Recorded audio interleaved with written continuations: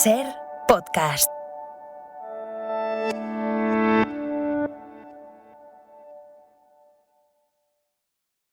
¿Qué pasa? Hoy es 23F, hoy es un día especial en vuestros corazones, lo sé. Esto es Hora 20 y pico y yo soy Héctor de Miguel. Y yo, Irene Montero. Anda, Irene Montero. Irene Montero. Un momentito, dame un segundo, que ahora vengo.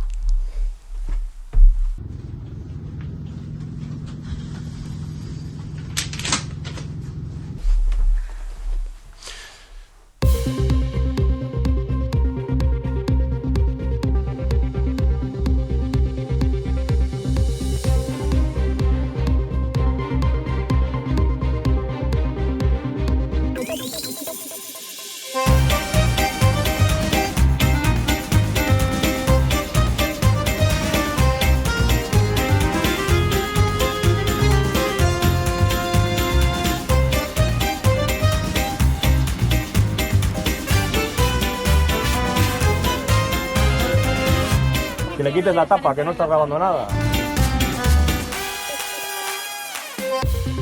Irene Montero, en Hora 20 y pico.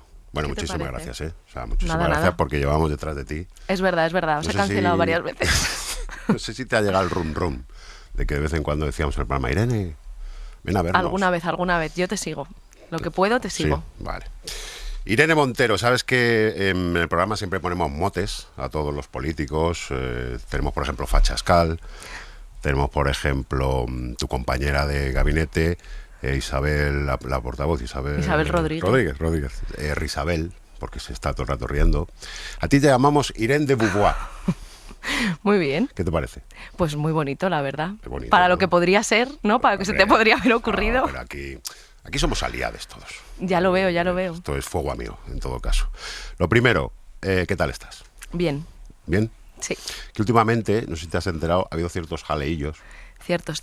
Últimamente, los últimos en los 8 últimos, años. sí, sobre todo los últimos 3, no sé por qué. Como muchos jaleillos en los que siempre sale tu nombre.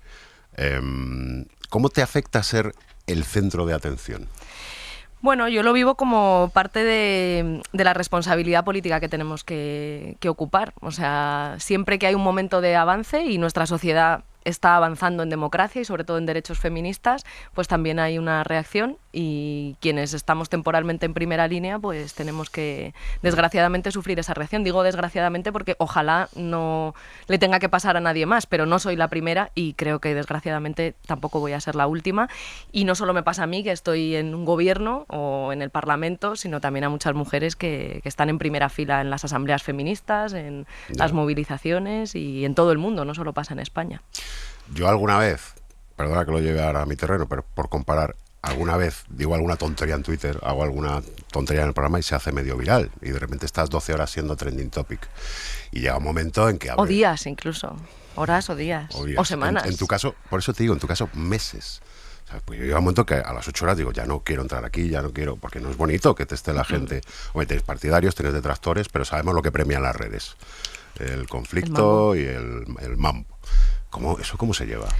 En equipo, siempre lo digo, que la clave de todo es que nunca estamos solas y que siempre hay una compañera que si a ti te afecta algo de más, te coge de la mano y te dice hay que tirar porque lo que estamos haciendo tiene sentido y hay que seguir. Y también entender lo que pasa políticamente, que es lo que yo creo que también cada vez más gente ve, que esto no tiene que ver con una crítica sana a una opinión que tú dices o a una ley que haces, que esto es una estrategia de violencia política que despliegan los reaccionarios en todo el mundo y que básicamente consiste en escrutar tu vida privada, en ridiculizarte, en acosarte personalmente, de forma que a ti no te merezca la pena, pero sobre todo que a ninguna de las que pueden venir detrás les merezca la pena, ¿no? Que al final todas digan, madre mía, si a esta mujer le hacen esto, yo no me voy a poner en primera línea si en algún momento me toca porque tiene un altísimo coste, ¿no? Porque al final lo que buscan es que nadie quiera acercarse a ti, que te separen de todo tu círculo de confianza y que tenga un alto coste estar cerca de una persona contra la que se ejerce esa violencia política. Entonces,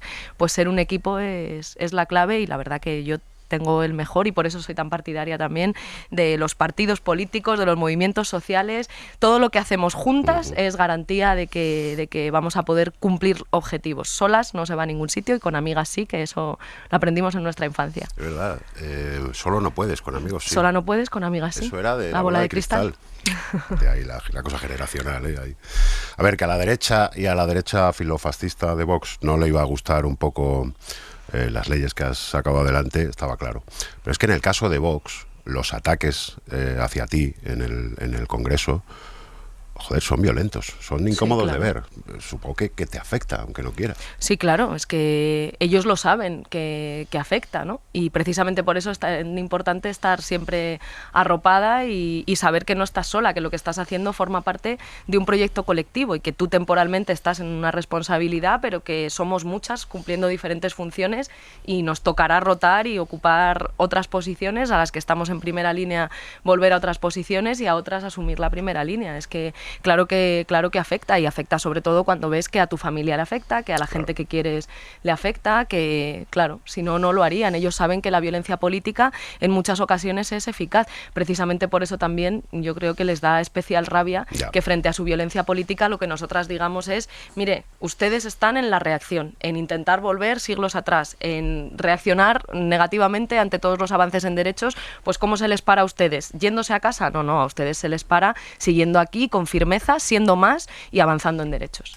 Eso es lo que más rabia les da. Pero luego en el Congreso pasa esto que pasa en Sálvame, que luego se van todos de cañas juntos. O sea, luego, después de esos ataques tan furibundos, de repente te cruzas con alguien de Vox en el Congreso que te ha estado diciendo cosas de, bueno, ¿qué tal? ¿Y tu familia qué tal? Y...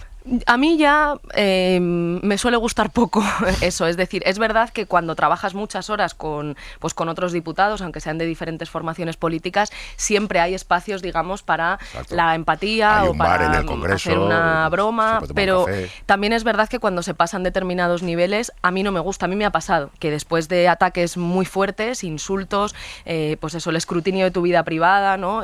Lanzar bulos, ese acoso permanente que implica la violencia política, me han venido de buenas formas, y la verdad que yo respondo con educación, pero diciendo, mira, lo siento, pero no, estáis siendo cómplices, por ejemplo, de esta gente que después dice que somos pederastas por intentar aprobar una ley que amplía derechos sexuales y reproductivos.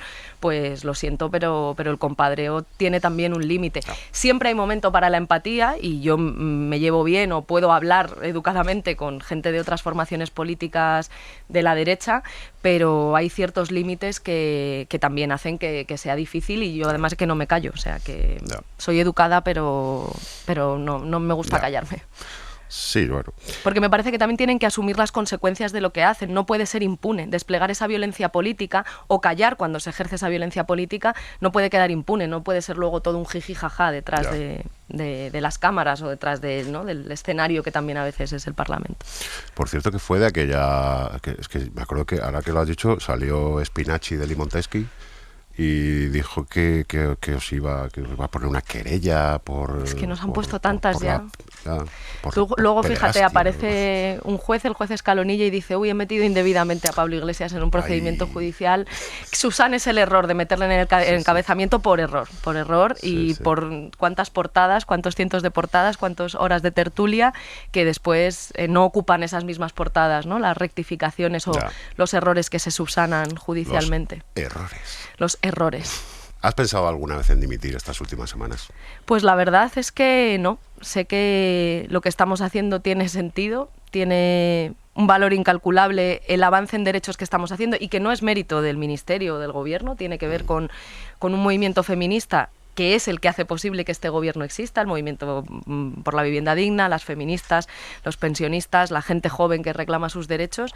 Eso es, esa movilización social es la que posibilita que haya un gobierno de coalición, que han sido necesarias varias repeticiones electorales para que se hiciese lo que nosotros desde 2016 decíamos que era posible, que era gobernar el primer gobierno de coalición de la historia. Efectivamente. Entonces, creo que tiene sentido lo que estamos haciendo, y creo que mi responsabilidad, especialmente cuando hay momentos difíciles, es dar la cara y es estar al frente, y que obviamente luego pues estaré siempre donde mis compañeros y sobre todo donde los ciudadanos y ciudadanas decidan, pero cuando viene un momento difícil creo que hay que afrontarlo, y creo que hay que dar la cara. ¿Se te ha insinuado por parte de alguien, hombre, Irene? Hombre, la derecha lo pide todos los días. Ya, no, pero ya sabes que no me refiero a la derecha. No. No. No. Vale. ¿Tú crees que esa jauría se calmaría con alguna dimisión? Aunque no fuera la tuya, alguien de tu equipo. No, no. Cuando consiguiesen una dimisión, irían a por otra y después a por otra y después dirán que tiene que dimitir el gobierno, que ya lo dicen porque es ilegítimo. Es ilegítimo. Es decir, no, su objetivo, independientemente de los temas concretos o de a quién cojan, es recuperar el poder ejecutivo y la mayoría en el poder legislativo, porque España lleva muchos años votando lo contrario, votando que haya una mayoría feminista, una mayoría plurinacional, una mayoría progresista y por tanto que el gobierno también responda a esa mayoría, que es una mayoría social que existe en España. Y desgraciadamente el problema es que tenemos una derecha, no solo una extrema derecha, una derecha que tiene una vertiente política, pero también una judicial y también una mediática que, vamos, que no tiene ningún respeto por las reglas democráticas y que utiliza todos los mecanismos, sean legales, alegales o ilegales, para mantenerse en el poder o para retener el poder, ¿no? Llevan 1.500 y pico días sin renovar el Consejo General del Poder Judicial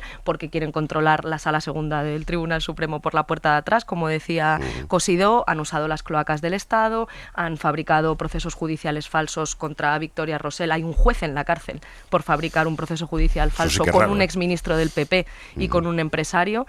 Pues utilizan todos los medios a su alcance. Han llegado a disfrazar a un agente de la policía de cura para entrar en la casa de uno de sus propios compañeros de partido, para evitar que tuviese pruebas de la corrupción del Partido Popular, ¿no? Todo presuntamente, por supuesto. Por supuesto.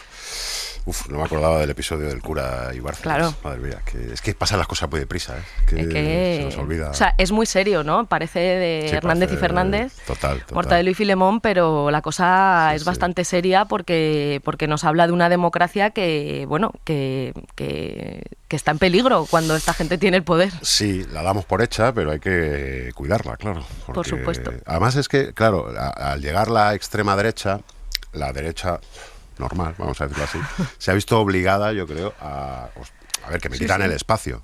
Totalmente. Entonces se han ido un poco más ellos, aunque ahora parece que Feijóo viene como a centrar, pero claro. ¿Tú crees? No, digo parece. Porque, claro, eso dice, ¿no? Luego dice cosas como la de ayer, el otro día en el Senado, de la gente de bien.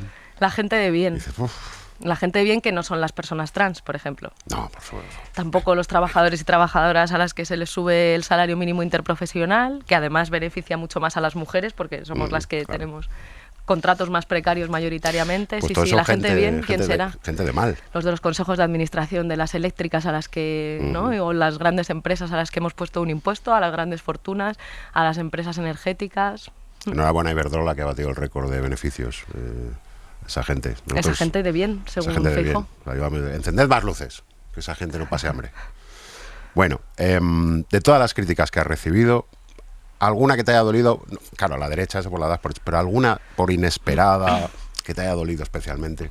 Uf, es que ya se suman tantas que o sea, que el problema no es un día que te digan una cosa. O sea, por ejemplo, el momento en el que Vox me acusó de pederasta, pues bueno, o sea, claro, es pasar muchos límites, ¿no? Y de hecho hubo una reacción muy fuerte en el Congreso por parte de, de toda la gente de bien que dijo, hombre, esto es pasarse. Pero claro, la cuestión es que para llegar a eso es como una especie de gota que colma un vaso que se ha ido llenando a través de otra mucha gente que sin llegar a decir eso, pues repite constantemente, tú estás ahí por ser la mujer de, eso lo dice Ayuso, lo decía Casado, ¿no? Lo dicen portavoces del PP habitualmente, y que insisten y van llenando un vaso que al final, pues bueno, claro, hay alguien siempre que echa esa última gota que colma el vaso. Pero el problema no es que sea un día concreto, esto lo he explicado también muchas veces, ¿no? Que la violencia política no es que un día te hagan un insulto muy fuerte o que no te agredan de una manera especialmente bestial, es que es una cosa continuada en el tiempo, todos los días, a todas horas, ridiculizándote, no hablando de las propuestas que tú haces, sino intentando eso, ¿no? Escrutar tu vida privada, que no te merezca la pena seguir, insultándote, difundiendo bulos, y que eso es algo continuado, que si coges una sola expresión dices, bueno, tampoco es para tanto, pero cuando eso se repite, y no solamente por parte de los representantes políticos, también por la derecha mediática, ¿no? Y desde todos los sectores que tienen poder, pues se convierte en una estrategia de violencia política, porque lo que buscan es que la sociedad solo con verte ya te rechace, ¿no? Claro. Que no quiera ni escuchar. Venga, pues hablemos ya de las leyes. Venga. A lo que importa. Vamos al Yo soy de Salamanca. Esto quiere decir que tengo muchos amigos Sabía fachas. yo que eras castellano. Sí, soy A ver, o leonés, mi familia que es no entremos abulense, ahí. o sea que... Tú eres castellana de pura ¿Qué cepa, ya decirte? sabes que en Salamanca hay gente que dice, no, de León. Hay una movida ahí que no vamos a entrar. Me alegro. No va por ahí. Castellanos y leoneses. Y eso leoneses, es. efectivamente. No castellano-leoneses. Efectivamente. Cuidado, eso es Castilla-La Mancha. Bien, dicho esto, yo tengo muchos amigos fachas porque no soy de Salamanca, que decir, no hay escapatoria. Entonces, en ese mundo ahora mismo se están comentando cosas sobre la ley trans y sobre la ley solo si es sí, que yo quiero que tú les ilumines. Porque claro, Venga. se dicen cosas... Te van a escuchar, Vale, escuchan hora 20 y pero pico. por supuesto, no porque escuchen la SER, sino por cariño hacia mí. Salamanca, sede de hora 20 y pico. Vamos. Cualquier día Venga. me hacen pregonero. Sí. Dale con los bulos. A ver, en ese mundillo, en ese ambientito, en ese forocochismo, se está comentando. Por ejemplo, te las tiro así a Sí, chorro, tira, ¿eh? tira, Tú tira. Mejor con crudeza. Venga, ahora un hombre se puede declarar mujer o al revés, solo con ir al registro y decir, hola, buenos días, yo ahora quiero ser mujer. Pues no. O sea, Vale. como en todos los procedimientos ante el registro civil, si tú quieres cometer un fraude de ley y usar una ley para una cosa diferente a para la que esa ley está hecha, que es para garantizar los derechos humanos de las personas trans, pues hay procedimientos que garantizan que no puedes cometer un fraude de ley, ¿no? Como Vale. si te vas a casar fraudulentamente, pues Vale. lo que hacemos no es decir, oye, vamos a eliminar el matrimonio, ¿no? Como procedimiento en el registro civil. Lo que decimos es, bueno, pues que la gente se pueda casar en el registro y si tú vas a cometer un fraude y te vas a casar de mentira, pues entonces hay un procedimiento que evita el fraude de ley como ante todo procedimiento Vale. en el registro civil. Pero fíjate que lo perverso de ese tipo de argumentos es que en el fondo hay un argumento transfobo detrás. Se ha hecho desde la ignorancia o desde, ¿no?, que a lo mejor esa gente nunca ha conocido a una persona trans en su vida o no se ha preguntado, no se ha acercado a esa realidad. Pero es que detrás de eso está la presunción de que las mujeres trans no son mujeres y de que los hombres trans no son hombres. Detrás de eso está la presunción de que en realidad son hombres que van al registro a decir que son mujeres cuando no lo son. Y en realidad lo que ocurre es que en nuestra sociedad existen mujeres trans y hombres trans y la pregunta que nosotros tenemos que hacernos es cómo el Estado les reconoce lo que ya son con un procedimiento que no les obligue a hormonarse durante 2 años o que no les diga que son personas enfermas para tener que reconocerles quiénes son. Aclarado. Entonces, en ese mismo mundillo se dice, como dan por hecho lo que acabamos de comentar, dice, claro, entonces, un hombre dice, ahora soy mujer, y se presenta a unas oposiciones para bombero o para policía, donde hay unas pruebas físicas. Entonces, va a tener unas ventajas que no tiene... De repente, claro, es que la ley trans nos ha hecho descubrir la cantidad enorme de ventajas que tiene ser mujer en nuestra sociedad. La verdad que sí. Resulta que ahora ya, por ser mujer, no tienes más riesgo de sufrir violencias, no tienes más riesgo de sufrir Hay pobreza. colas, por eso hay colas. Entonces, ahora es todos los privilegios que las mujeres tenemos por el hecho de ser mujeres, ¿no? Se ha acabado con el patriarcado. La ley trans ha acabado con el patriarcado y ha impuesto un sistema social basado en la dominación de la mujer sobre el hombre. Pues... es un avance histórico que habría que agradecerle a las personas trans en caso de que fuera así. Claro. Desgraciadamente no es así y no creo que haya ningún hombre en nuestro país que lo que quiera es ir al registro a decir que es una persona que no es y menos aún para disfrutar de unas supuestas ventajas que son todo lo contrario, porque desgraciadamente las mujeres, por ser mujeres, tenemos más riesgo de sufrir desigualdad y de sufrir pobreza y de sufrir violencia. Esta misma teoría que dicen para esto la aplican al mundo del deporte. Sí, lo que pasa es que la ley no dice nada sobre el mundo del deporte que no estén diciendo las federaciones deportivas y los organismos deportivos internacionales. Es decir, esta ley lo que dice es que se tienen que respetar las decisiones que cada federación o que cada organismo internacional diga al respecto de la participación de las personas trans en el deporte. Y hay muchísimas federaciones y organismos internacionales que lo que están diciendo es que como las mujeres trans son mujeres, tienen derecho a participar en su categoría, que es la de mujer.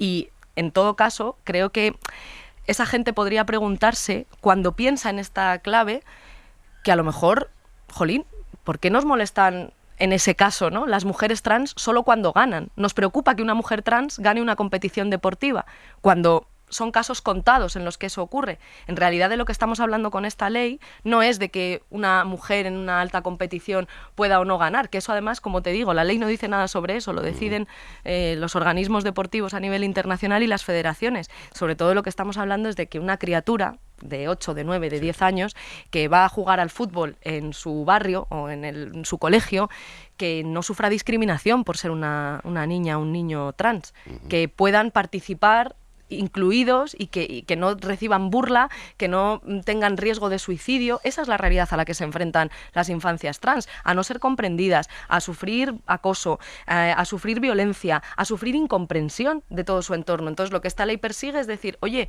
vamos a intentar que esas personas puedan ser quienes son sin tener miedo a serlo, ¿no? Y que tengan un entorno educativo, deportivo, social, cultural, que las acompañe en su proceso de desarrollo y precisamente sin necesidad de hormonarse, que cada persona trans pueda vivir su transición como quiera y sin la obligación de hormonarse, que es lo que ocurría hasta antes de la aprobación de la ley trans, que para reconocerle su identidad obligábamos a 2 años de hormonación. Y ahora decimos, no, las personas trans que quieran podrán ir al médico, podrán acompañarse de un médico para hormonarse, procedimientos, por cierto, que no solo pasan con las personas trans, la hormonación se hace también con personas por otro tipo de circunstancias, y que quien no quiera hormonarse no tenga que hacerlo y que el Estado les reconozca igualmente quiénes son. Vale, a ver cómo planteo esta. Venga, a ver.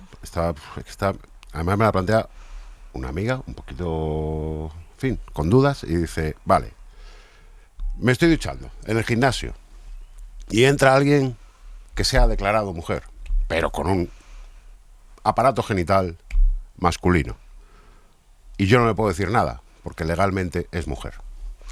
Bueno, lo primero es que quien amenaza nuestros espacios seguros y quien amenaza nuestros cuerpos y nuestro derecho a la libertad sexual no son las personas trans, son los agresores sexuales. Ningún agresor sexual necesita vulnerar un espacio seguro para agredirnos sexualmente. Lo hacen en las casas, en los centros de trabajo, en los centros de ocio. No necesitan ir a un vestuario o a un espacio, digamos, en el planteamiento de esa pregunta, ¿no?, como seguro de mujeres. Precisamente porque el patriarcado es eso, es que hay una cultura de la violación en la sociedad que normaliza las violencias y que hace que los hombres se sientan con derecho a agredir a las mujeres, a vulnerar nuestra libertad sexual, a agredirnos sexualmente, aunque nosotras no consintamos, y, por tanto, que además queden impunes en eso, ¿no? O que quede normalizado. Tampoco ha sido para tanto, esto no es violencia, ¿no? Como se ha dicho estos días en la televisión, ¿qué pasa? ¿Que ahora voy a tener que despertar a mi mujer para mantener una relación sexual? Entonces, la amenaza para las mujeres son los agresores, y es un machismo que normaliza y legitima esas violencias. Pero en todo caso, de nuevo, detrás de esa pregunta está una presunción, que es que no puede haber mujeres con pene. Que si tú tienes un pene, solo puedes ser un hombre. Y la realidad es que, lo reconozca la ley o no, existen mujeres con pene y existen hombres con vulva, y que hay mujeres trans que deciden legítimamente no hormonarse o no operarse, y no por eso son menos mujeres.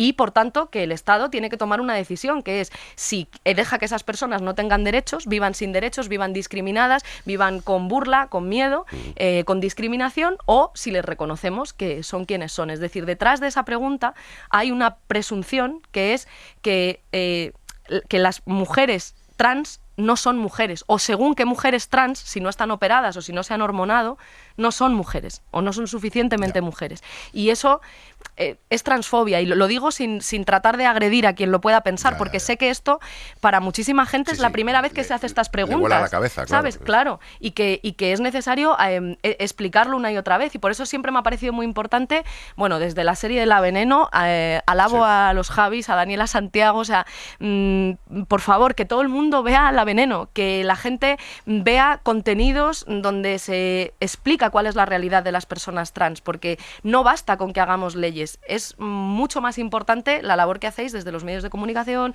desde las películas, las series. Almodóvar es otro hombre que se ha atrevido, ¿no?, a mostrar esas realidades en toda su complejidad, cuando nadie se atrevía a hacerlo en este país. Pues bueno, esa es la realidad, ¿no? Concretamente, en esa serie, La Veneno, se ve cómo lo pasa una persona en una cárcel, una persona trans. Efectivamente. Y alguien toma la decisión, no inocente, de de meterla en una cárcel de hombres. Bueno, pero es que de hecho la ley trans no modifica la política penitenciaria de este país, no dice nada de la política penitenciaria de este país. En este país, desde hace muchos años, a través de una instrucción que dictó Mercedes Gallizo, que es una mujer del Partido Socialista que se ocupaba de las cuestiones penitenciarias, las mujeres trans van a módulos de mujeres. No porque lo diga la ley trans, pasa desde hace muchos años en las cárceles españolas porque hubo una instrucción que así lo dictó. Vale, la última de la ley trans. Se comenta en estos ámbitos. Según la ley trans, cualquier niño o niña menor puede cambiar de sexo sin que haga falta el consentimiento de sus padres y sin ningún tipo de valoración médica. Es que fíjate, lo que reconocemos para las infancias trans es que cuando tienen menos de 12 años puedan ser tratados y tratadas en su entorno educativo, familiar, ¿no?, cultural, en su barrio, sí, en su pueblo, según su nombre. Que de 12 a 14 años, a través de un procedimiento judicial, puedan cambiar la mención registral del sexo. De 14 a 16 con el acompañamiento o autorización de los padres y a partir de los 16 igual que los adultos. Pero precisamente lo que hacemos, contrario, ese es uno de los bulos que más me preocupa, ¿no? Porque hay mucha gente que piensa que esta ley lo que hace es decir barra libre, ¿no?, con la hormonación, con las operaciones quirúrgicas para los niños y las niñas. Es todo lo contrario. Es todo lo contrario. Lo que queremos es que si hay infancias trans puedan ser tratadas en su cole, en su familia, en su barrio, en su polideportivo cuando van a hacer deporte, por quienes son y que se les llame por su nombre, sin necesidad de que se hormonen y sin necesidad de que se operen. Es decir, que no tengan por qué tomar esa decisión. Hay muchísimas personas trans y muchísimos niños y niñas trans que no quieren afrontar la decisión de si hormonarse o no, o de si operarse o no. Pero el Estado tiene que reconocerles quiénes son, aunque no se hormonen y aunque no se operen. Es decir, precisamente es lo contrario. Hasta ahora, para las personas adultas, obligábamos a 2 años de hormonación y a un informe médico que dijesen que son enfermas, cuando la Organización Mundial de la Salud ya ha dicho que las personas trans no son personas enfermas. Ahora lo que hacemos es decir, no te obligamos a hormonarte, ni a los adultos ni a los niños y las niñas. Queremos que la sociedad te trate y te reconozca por quién eres sin necesidad de que tú decidas hormonarte. Y si decides hormonarte, eso por supuesto es siempre en las unidades trans, en los hospitales y con un acompañamiento médico estricto como cualquier persona que se tiene que hormonar en este país, sea porque forma parte del colectivo trans y decide hormonarse o sea por cualquier otra cuestión que necesita de un tratamiento o de un procedimiento hormonal. O sea, que precisamente es lo contrario, dar la oportunidad a la gente de ser quien es sin que el Estado les obligue a hormonarse o a ser declarado una persona enferma para ser reconocidas por quienes son. Ya hemos desmontado los bulos de la ley trans. La ley de solo sí es sí. Uf, madre mía, estoy en periodista, ¿eh? Me estoy gustando. Lo que más se oye, lo que más se dice es que han soltado a 600 violadores de la cárcel. Pues fíjate que todavía tenemos una dificultad con los datos, ¿no? Los datos, ahora mismo los datos que tenemos son fundamentalmente los que sacan los medios de comunicación a través de las comunicaciones de las audiencias, pero necesitamos datos oficiales para ver realmente el alcance de esas decisiones judiciales de rebajas de condenas. En todo caso, lo que sí es una realidad es que la mayoría de tribunales en este país están aplicando bien la ley y también el derecho transitorio, que dice básicamente que si la pena que se impuso con el Código Penal anterior también se puede imponer con el nuevo Código Penal, no se revisa. La mayoría de jueces y juezas están aplicando bien la ley y no rebajando las condenas. Y hay una minoría de tribunales que sí están rebajando las penas, incumpliendo el derecho transitorio e incumpliendo la ley. Y yo sé que eso ha generado una preocupación y precisamente por eso, pues a pesar de saber que la ley está bien hecha y que no solamente la hicimos en el Ministerio de Igualdad, los cambios en el Código Penal dependen siempre del Ministerio de Justicia y fue un trabajo muy exhaustivo con el ministro Campo, yo estoy dispuesta a reformar la ley, a pesar de que ninguna reforma, y eso lo reconoce todo el mundo, va a evitar esas decisiones judiciales de rebajas de penas, a reformar la ley y si es necesario a subir penas, aunque las feministas siempre hemos dicho que no necesariamente más penas más altas, sean mayor protección para las mujeres, pero estoy dispuesta a lo que haga falta siempre que el consentimiento se mantenga en el centro para dar una respuesta ante esa preocupación social que han generado esas decisiones judiciales. Esa es tu línea roja, ¿no? En toda esta modificación que quiere hacer el PSOE de la ley, la línea roja es el consentimiento. Por supuesto. Es que, de hecho, esa propuesta es idéntica a la que ha presentado el Partido Popular. que es básicamente volver a recuperar, ahora formalmente ya lo vamos a llamar todo agresión, pero recuperamos dos tipos de agresión. Sí. Una con violencia, que tiene las mismas penas que la anterior agresión sexual, y una agresión sin violencia, que es verdad, ahora se llama agresión y no abuso, pero es exactamente igual que el abuso. Pues las feministas no hemos peleado por un cambio de nombre y que ahora se llame formalmente todo agresión, pero siga siendo necesario probar la violencia para acceder a las penas más altas y que la mayoría de víctimas que no pueden probar la violencia estén penalizadas, ¿no?, con unas penas más bajas para sus agresores. Entonces, sí, esa es mi línea roja, también por una cosa, es que el Código Penal el Código Penal de la violencia y la intimidación, es un Código Penal de impunidad para los agresores. Ahora se habla mucho de las decisiones judiciales minoritarias, pero que han generado preocupación, de bajada de algunos años o algunos meses, la mayoría son meses, de condena a agresores. Pero es que desgraciadamente en este país solo denuncia la violencia sexual un 8% de las mujeres. Y de ese 8%, solo un tercio obtiene condena para su agresor. Eso quiere decir que el 92% de las mujeres que no denuncian, más los 2/3 que no obtienen condena, la mayoría de agresores sexuales no han pisado un juzgado en su vida, no han pisado una comisaría en su vida, no sabemos cuántas veces han reincidido y viven en la normalización, en el blancamiento de las violencias, en la negación de que lo que hacen es violencia y viven completamente impunes, no han pisado un juzgado en su vida. Entonces, ese Código Penal es un Código Penal de impunidad para los agresores y precisamente que ahora, si no hay consentimiento, hablemos de agresión sexual y luego, evidentemente, según las circunstancias en las que se ha producido esa agresión, ¿no? Si es una persona con la que convives, si es tu marido, si hay sumisión química, si hay violencia o intimidación, entonces las circunstancias agravantes, ¿no? El Código Penal prevé circunstancias que agravan la pena en función de cómo se ha producido esa agresión, pues nos permite que no haya tanta impunidad, que haya más mujeres que denuncien y que también el Código Penal proteja mejor a las mujeres. ¿Y si el retoque de la ley sale adelante con la ayuda del PP?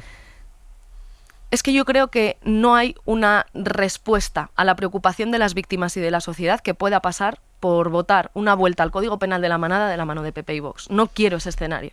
Por eso estoy insistiendo tanto en que lleguemos a un acuerdo antes de que se produzca el debate en el Pleno, antes de darle la oportunidad al PP y a Vox de votar la vuelta al Código Penal anterior. ¿Y lo ves posible? Hombre, pues a ver, he tenido muchas discrepancias a lo largo de estos 3 años, vosotros lo habéis visto, y muchos momentos muy delicados también en la tramitación parlamentaria de la ley trans o de la propia ley Solo si es sí. ¿Pero en qué punto de la negociación estamos ahora? Ahora mismo pidiéndole al Partido Socialista que se vuelva a sentar a la mesa y que no nos levantemos hasta alcanzar un acuerdo.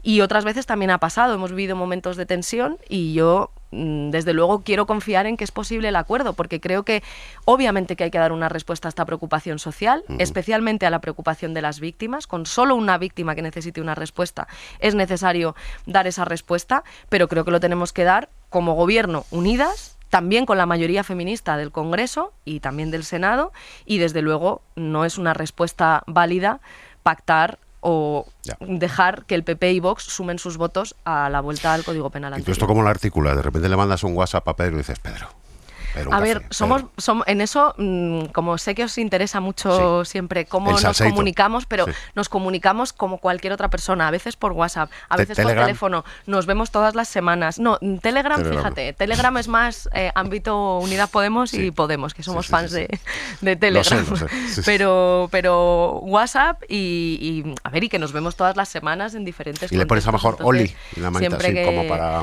Yo suelo cuidar un poco más, o sea, como que sí, digamos, hay distensión en la relación, no siempre o no siempre hay momentos de tensión, que a veces también los hay, eso se nota en los WhatsApp, tú lo sabes, que se pueden mandar WhatsApp con más emoticonos o con menos, o con más amabilidad o menos. Una flamenca siempre alivia un poco la tensión. Vamos, que como cualquiera con un compañero de trabajo o una compañera de trabajo. Y eso que nos vemos mucho, o sea que cuando queremos hablar tenemos muchas oportunidades de hablar. Pero ¿cuándo fue la última vez que hablaste con Pedro de esto? No, hace tiempo ya, y precisamente por eso, a ver, no necesariamente tiene que ser con el presidente, siempre en las negociaciones hay muchísima gente y obviamente pues el presidente del gobierno entra cuando quiere, pero lo lógico es que negociemos pues otras personas también, ¿no? Ha estado María Jesús Montero y Félix Bolaños y bueno, en fin, que digamos que esto es una cosa ya habitual en el gobierno, entonces lo que yo quiero es que nos sentemos y que no nos levantemos hasta tener un acuerdo, porque si hay consenso en que el consentimiento siga en el centro y en que no volvamos a distinguir agresiones con violencia y agresiones sin violencia, que son iguales que los anteriores abusos, soluciones técnicas hay para aburrir. Ya. En este programa siempre tenemos presente a Pedro Sánchez, ¿eh? No sé si sabes que tenemos una... No lo sé, pero si me lo cuentas... Aquí le nombramos y aparece. Pues a ver. ¿Está Priti? Bueno, basta. Vale. Le llamamos Priti, le llamamos Priti. Priti Sánchez, míralo. Ostras, de cartón, pero escucha, tú sabes, ¿no? Nuestra cosa me recuerda al Pablo Iglesias de cartón. Ah, sí, es el Pablo Iglesias de cartón. ¿Tú no te acuerdas de ese momento en Vista Alegre 2, en ese proceso que apareció un Pablo Iglesias de cartón? Sí. ¿En serio? Sí. Bueno, pues nada, ya Lleva tengo el al Tanga de presidente Nochevieja aquí al porque lado. celebramos el fin de año con él y bueno, pues ya sabes la tradición de ponerse algo rojo y tal. Pero bueno, no es tamaño real, como ves, porque No. es más alto, ¿no, El Pedro? presidente es más alto. Impone mucho el tío, ¿no? Sí, Es como... sí. Bueno, a ver, muchas movidas y a todo esto quedan 2 semanas para el 8M. Día importante para el feminismo. ¿Tú cómo esperas que sea este 8M? Porque ¿crees que vais a llegar divididas las feministas? A ver, las feministas siempre hemos pensado cosas diferentes y hemos estado en espacios, asambleas, teniendo muchos puntos en común y una agenda común, pero también muchos temas en los que no se han encontrado, digamos, consensos unívocos, ¿no? La cuestión de la prostitución siempre ha sido, por ejemplo, un tema en el que ha habido diferentes corrientes, diferentes formas de abordarlo desde el feminismo y en muchas otras cuestiones siempre ha habido diferencias, ¿no? Siempre hemos sido compañeras que hemos sido capaces de elaborar una agenda común, pero que a la vez hemos tenido muchas diferencias. Entonces, creo que otra vez el 8M va a ser una expresión democrática y feminista muy poderosa de que la inmensa mayoría de las mujeres de este país tienen muy claro que tenemos que avanzar en derechos. Pero puede pasar que haya 2 manifestaciones. Sí, claro, puede pasar perfectamente, claro que sí. Lleva años pasando y puede seguir ocurriendo.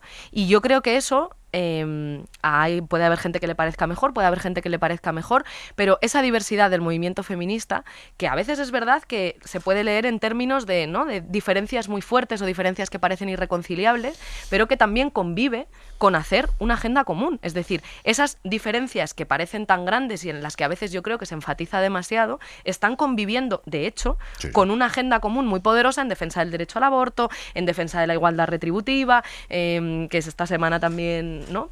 El día en el que de alguna manera reivindicamos que las mujeres tenemos derecho a cobrar lo mismo por el mismo trabajo y que se cierre esa brecha retributiva, porque el salario es un elemento central para nuestra independencia económica y esa desigualdad perjudica al conjunto de la sociedad y particularmente a las mujeres y particularmente a las más precarias. Pero lo que te digo es que esas diferencias conviven siempre con una agenda común por el derecho al aborto, por el reparto de la riqueza del tiempo de los cuidados, por las libertades. O sea, que creo que el movimiento feminista, de hecho, es ahora mismo el principal impulso democratizador de nuestra sociedad, aunque tenga diferentes expresiones y aunque a veces esas expresiones tengan ideas que parecen irreconciliables. Bueno, pues además de ideas irreconciliables, en el feminismo hay una agenda común por los derechos sexuales y reproductivos, por el derecho al cuidado, por los derechos laborales y esa agenda contra las violencias machistas, por supuesto. Y esa agenda yo creo que es lo más poderoso que tiene la sociedad en este momento ahora mismo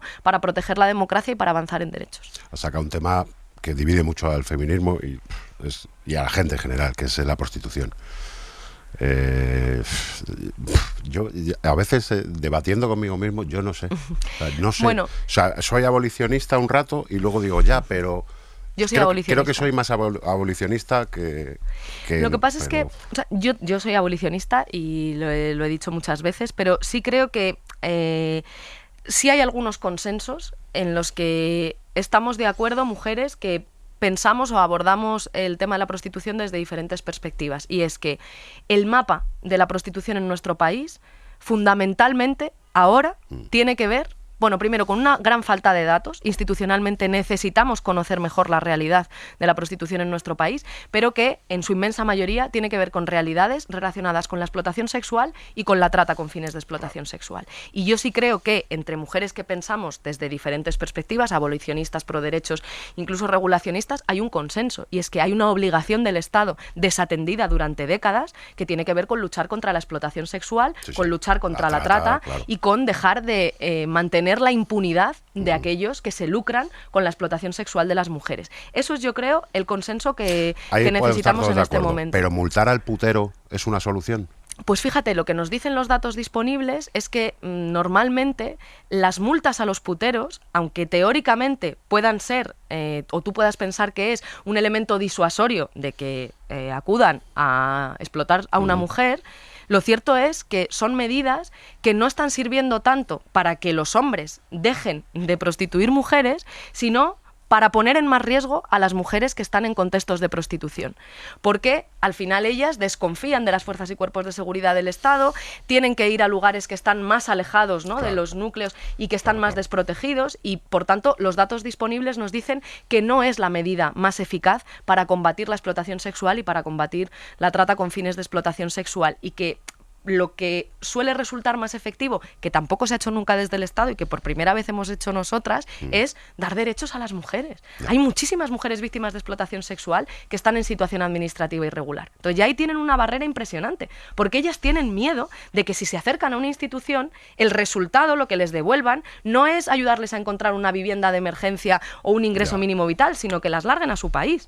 Entonces, lo que necesitamos es dar derechos. Eso es lo que hemos hecho con el Plan Camino, meter dinero, del dinero de todos los ciudadanos y ciudadanas, dinero público, para tener programas en los que esas mujeres víctimas de explotación sexual o mujeres en contextos de prostitución puedan tener una formación, tener un itinerario de salida de esos contextos de prostitución y formarse, tener empleabilidad, tener una vivienda de emergencia si lo necesitan, acceder a un ingreso mínimo vital, a un mínimo sustento, tener garantizados los derechos de sus hijos e hijas si es que viven con sus hijos e hijas. Es decir, que la línea fundamental de trabajo, yo creo, que tiene un Estado frente a la realidad de la prostitución, e incluso te diría con independencia del tipo de abordaje teórico o ideológico que hagas, y insisto, yo soy abolicionista, o sea, lo digo desde una posición muy concreta, pero creo que hay un consenso absoluto en que tenemos que dar derechos a las mujeres que están en contextos de prostitución y que tenemos que acabar con la impunidad de los explotadores sexuales, que todos tenemos la imagen de, bueno, pues de, ¿no?, señores desagradables que según les ves parece que ya sabes que explotan a las mujeres, pero la realidad es que el negocio de la prostitución en España, muchos de los dueños y de los que se lucran llevan traje y corbata. Sí. Y chavales, no vayáis de putas. Bueno, eso por supuesto. Si podéis, en fin. Es que eso que acabas de hacer es súper importante, porque la prevención, la sensibilización, explicar que eso es violencia, es una de las claves más importantes para que, y precisamente por eso también la ley Solo sí es sí, que reconoce por primera vez que la explotación sexual o que la trata con fines de explotación sexual son formas de violencia contra la mujer, contribuye al cambio social. A que tú te plantees, antes de irte de putas, como tú decías, que lo que estás haciendo es ejercer violencia. Es que a mí me llama mucho la atención que se haya vuelto a poner de moda, digamos, una cosa que parecía de antigua edad, y que se normalice salir de fiesta y acabar los chavales jóvenes yendo a un puticlub. O sea, parece flipante, pero bueno. Chavales, por favor. Cambio de tema. Venga. Tenemos una duda últimamente en este programa y a lo mejor tú nos puedes ayudar. ¿Tú sabes qué es sumar? A ver, sí, claro. Vale. Pero concrétamela un poquito más. No te refieres a la operación matemática, exacto, ¿no? Me refiero a esa entelequia, a ese, no sé cómo llamarlo, ese ente. Bueno, el partido de Yolanda, ¿no? Bueno, tú lo has llamado partido, yo no, lo ha hecho ella, partido, yo no he dicho nada. Es que ella no dice que sea un partido. Bueno. Movimiento, ¿no? Vamos a ver. Vamos, que no lo sabes. Bueno, yo creo que es ella quien lo tiene que definir. Yo sí creo que ella está montando su partido, su proyecto, y que lo que hay que hacer, ojalá que lo termine cuanto antes y nos podamos poner a buscar un acuerdo de coalición. ¿Qué relación tienes ahora mismo con Yolanda Díaz? Pues la relación que tienen dos compañeras de gobierno, que además formamos parte de un mismo espacio político, aunque de diferentes partidos, ¿no? Y aunque ellas estén montando su propio partido, pero bueno, pues tenemos que encontrarnos habitualmente, hablar, dialogar sobre las cosas de actualidad y sobre las cosas que pasan, y bueno, pues una relación normal. Vale, si finalmente Yolanda transforma Sumar en un partido político y se presenta a las elecciones y te invita a formar parte de él, ¿qué le responderías? Pues que es que yo, igual vuelvo al principio de la entrevista, no camino sola. Entonces, yo creo que los procesos electorales, que es un momento en el que los proyectos que tenemos colectivos, ¿no? Les pedimos a la ciudadanía que nos dé su apoyo para convertirlos en leyes y en políticas públicas, tiene que ir de un proceso colectivo, no es una cuestión entre 2 o 3 o 4 personas. Esto tiene que ser pues una negociación, igual que hemos hecho otras muchas en estos años, para alcanzar un acuerdo en el que diferentes partidos, diferentes formaciones... Me estás diciendo que tú llegas a las bases a preguntar qué hacemos con esta oferta. Que yo formo parte de Podemos y que es Podemos quien negociará con Sumar ese acuerdo de coalición, y yo haré las tareas en ese sentido que mi secretaria general me mande, que es Yone Belarra, y me dirá, pues tiene que estar aquí, tiene que hacer esto, y yo lo haré obediente porque pero, Irene, yo a Yone siempre la obedezco. Por supuesto, pero ¿alguna idea previa tendrás? Hombre, sí, lo estoy diciendo con claridad. O sea, yo quiero que Yolanda termine de montar su partido, que si es lo que ella va a hacer, ¿no? Diga que quiere ser candidata y que también quiere ser la candidata de Podemos, y que nos sentemos cuanto antes. Y yo he llegado a decir que vamos tarde, o sea, que yo creo que deberíamos estar acordando ya, que yo creo que lo que hay que hacer es sentarse y cuanto antes llegar a un acuerdo de coalición entre Podemos y Sumar. Vale, podemos estar de acuerdo además en que Sumar en las elecciones autonómicas y locales no es su momento.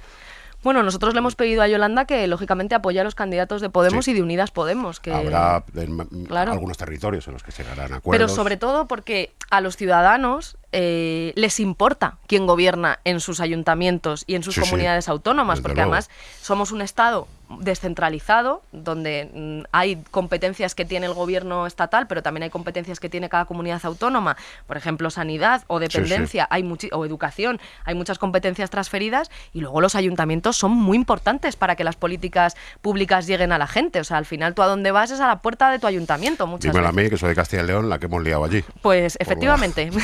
Entonces, pues yo creo que es importante que gobernemos con más fuerza en todos los sitios, en todos los niveles de la administración, porque eso es lo que garantiza que podemos avanzar más rápido en derechos y que podemos hacer efectivas las políticas públicas. Vale, pero luego vienen las generales, que serán de noviembre a enero en algún momento, si todo va como tiene que ir con los plazos. ¿Ahí tú crees que la izquierda, si acude dividida, tiene alguna posibilidad? A ver, yo es que creo que tenemos que buscar ese acuerdo. Vale. Que no lo puedo decir ya más claro. Quiero un acuerdo de coalición entre Podemos y Sumar. Ya tenemos el titular de la entrevista. Para la portada del vídeo y todo esto, ¿vale? Venga. ¿Cómo es ser ministra? O sea, ya me refiero al rollo de, a ver, tener coche oficial, escolta, que todo el mundo te haga la pelota, como aquí mi equipo, por cierto. Eso tiene que ser guay, ¿no? Bueno, a ver, obviamente que, sobre todo para una persona como yo o como Yone, ¿no? Que no nos imaginábamos nunca poder desempeñar esta función durante unos años y que venimos de la movilización social, siempre de actividad política, pero de otro tipo de actividad política, pues es un cambio muy fuerte en tu vida. Y para mí, obviamente que creo que sobre todo tengo que estar agradecida porque el trabajo que estamos haciendo, poder convertir en ley demandas que hemos peleado en las calles, no sé, es un honor. Tú hace 10 años estabas parando desahucios. Sí. Y de repente eres ministra del Reino de España. Sí.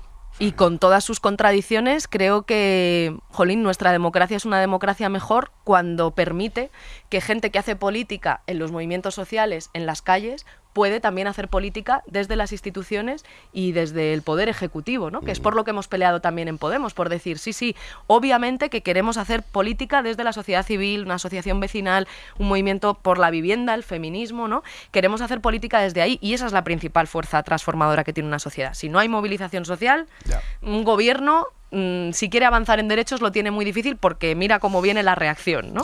Entonces, eso es muy importante, pero para transformar las cosas hace falta estar en todos los espacios en los que hay poder. Y eso significa que hay que estar en el poder legislativo, en el poder ejecutivo. Mira cómo se toma la derecha retener para sí el control del poder judicial, si no es algo importante, y por supuesto el poder mediático, que es el que decide de qué temas se hablan y de qué temas no se hablan y cómo se habla de cada tema en una sociedad. Eres un gran poderoso. pero sí creo que que es muy importante que estemos ahí y, hombre, tiene cosas difíciles. Yo creo que a nosotras se nos está haciendo pagar un precio que no se le ha hecho pagar a... No sé si nadie es demasiado presuntuoso, pero a muy poca gente en este país.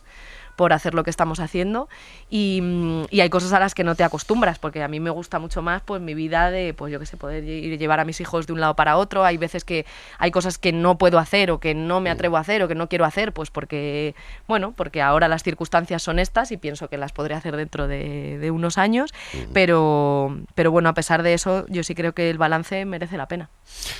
Tengo un amigo que está empezando en esto de los medios y siempre es bonito, ¿no?, darle una oportunidad a la gente. Ya lo hice con Aimar y le he pedido que te haga una pregunta. Venga. Creo que la podemos escuchar. Señora ministra, ¿dónde aprendió usted que el limón es eficaz frente a los gases lacrimógenos?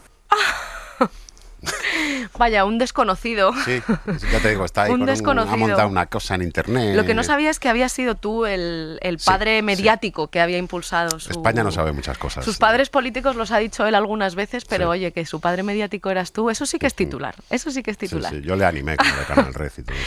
Pues eso lo aprendí en Chile. Para mí las 2 veces que he vivido en Chile han sido muy importantes en mi vida. Conservo de las mejores amistades que sigo teniendo en mi vida, varias son chilenas y eso me ha hecho ser muy feliz con el proceso político que están dando y con que el presidente Boric ganase las elecciones y bueno, pues eso.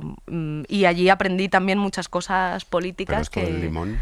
Pues sí, es así. En Chile, en las movilizaciones sociales contra los manifestantes, yo estuve justo en Chile en momentos de movilización estudiantil muy fuerte, cuando Camila Vallejo era la presidenta de la FECH, la ministra ahora era presidenta de la Federación de Estudiantes más importante de Chile, y bueno, era un momento en el que casi todos los días había movilizaciones. Entonces, contra los manifestantes se echan unos gases lacrimógenos que son una putada, cuando te caen y que te escuecen muchísimo los ojos, te pica la garganta. Entonces llevan carritos con limones en las manifestaciones para poder tomar limón, porque el limón evita que el impacto de los gases lacrimógenos sea tan fuerte. Pues no sé si esos gases se usan aquí, pero algo hemos aprendido. Fíjate. Vale, estamos acabando ya. ¿Vas a hacer algo especial para celebrar el 23F? Hombre, pues estar aquí, ¿no? ¿Qué mejor celebración claro, de la democracia, ¿no? Frente a los reaccionarios, hora 20 y pico. Qué bonito, qué bonito ese claim para el programa. Nada, ya un último favor. Tú sabes quién es Aimar Bretos, ¿no? Sí, claro.